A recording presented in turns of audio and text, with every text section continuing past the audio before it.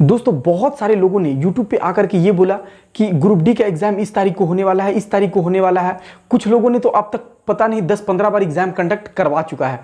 लेकिन हम इससे पहले जब एक वीडियो बनाए थे ग्रुप डी के एग्जाम कब होगा, तो उसमें हम आप लोगों को साफ साफ बताए थे कि अक्टूबर लास्ट या फिर नवंबर फर्स्ट वीक में ग्रुप डी के एग्जाम शुरू होने की पूरी संभावना है। तो दोस्तों आप लोगों को बता दें कि अभी जो एनटीपीसी के 7th फेज का जो एग्जाम डेट आया है वो आया है आपका 23, 24, 26 और 31 जुलाई। यानी कि 31 जुलाई को एनटीपीसी 7th फेज का एग्जाम लास्ट होने वाला है। यानी कि एनटीपीसी का जो सीबीटी 1 एग्जाम है वो पूरी तरह से 31 जुलाई को कंप्लीट होने वाला है। तो दोस्तों इस एग्जाम के कंप्लीट होने के बाद ही आपका ग्रुप डी का एग्जाम शुरू होगा। लेकिन आप लोगों को एक बात और बता दें कि कोई भी एग्जाम जब एक ही डिपार्टमेंट खत्म करता है तो दूसरा एग्जाम शुरू करने से पहले कुछ दिन टाइम लेता है। कुछ दिन कहने का मतलब 15-20 दिन कम से कम एक टाइम लेता ही लेता है। तो यहाँ पे रेलवे जो एग्जाम कंडक्ट कर रही है तो इसमें एनटीपीसी का खत्म होते ही तकरीबन 15-20 दिन बाद ही ग्रुप डी से मतलब ग्रुप डी के एग्जाम से रिलेटेड कोई ना कोई नोटिस आएगा। तो यदि अगस्त यानी कि जुलाई लास्ट में 31 जुलाई को खत्म हुआ है तो 15 अगस्त से 20 अगस्त तक यदि कोई भी नोटिस आता है ग्रुप डी के रिगार्डिंग, ग्रुप डी के एग्जाम के रिगार्डिंग, तो दोस्तों उस नोटिस से तकरीबन 1 महीना बाद आपका एग्जाम शुरू हो सकता है।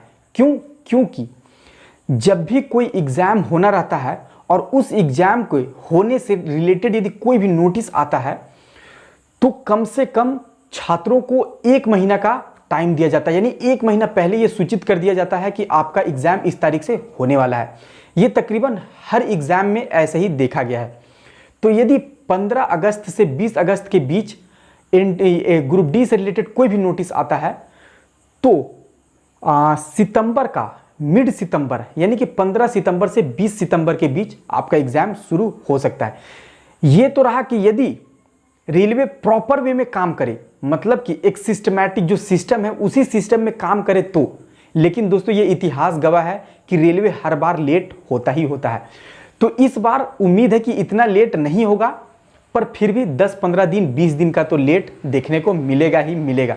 मतलब आप ये मान के चलो कि ग्रुप डी का एग्जाम सितंबर लास्ट या फिर अक्टूबर फर्स्ट में होने का 99.999% दोस्तों, डायरेक्ट 100% तो नहीं कह सकते क्योंकि मेरे हाथ में कोई एग्जाम से रिगार्डिंग लेटर है नहीं।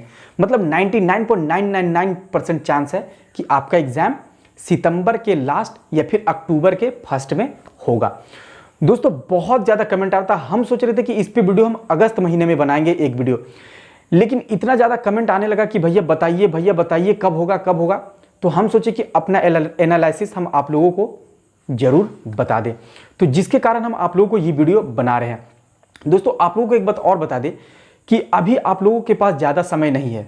मतलब कि आपका पास पूरा अगस्त टाइम है, पूरा सितंबर टाइम है। मतलब आप 2 महीना का रिवीजन प्रिपरेशंस के तौर पे आप ले सकते हो। मतलब कि अभी आप नया सीखने के ऊपर ध्यान मत दो, पूरी तरह से जो पढ़ चुके हैं आप उसी को रिवाइज करते जाए।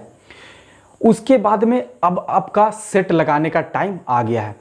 अब आप कोशिश करिए वीक में 2-3 कम से कम 3, एक सप्ताह में 3 सेट लगाइए और बाकी रिवीजन कीजिए। मतलब कि आपके पास जितना टाइम बचता है टोटल का टोटल आप पढ़ाई पे लगाइए, क्योंकि आपका एग्जाम अब सितंबर लास्ट या फिर अक्टूबर फर्स्ट में शुरू हो जाएगा। क्योंकि बहुत ज़्यादा संभावना है, रेलवे जिस अनुसार से भी काम कर रहा है, जिस अनुसार से अपना प्रेजेंस को दिखा रहा है उस अनुसार से ये उम्मीद है कि एग्जाम हो जाएगा। तो आप अपना तैयारी एकदम जम के शुरू कर दो।